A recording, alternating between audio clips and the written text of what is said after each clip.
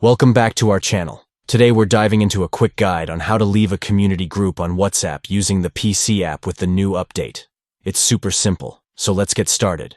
First, open your WhatsApp account on your PC. Once you're logged in, look for the community icon on the left sidebar. This will take you to the list of communities you're part of.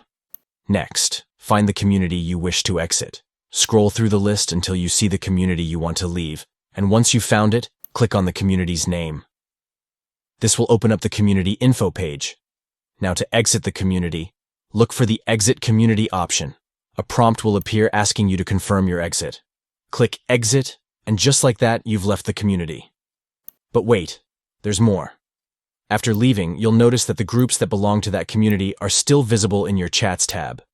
If you want to leave those groups as well, simply open one of the groups. Once you're in the group, click on its name to access the group info page. Here, you will see the option to exit group. Click it, and then confirm by selecting exit again.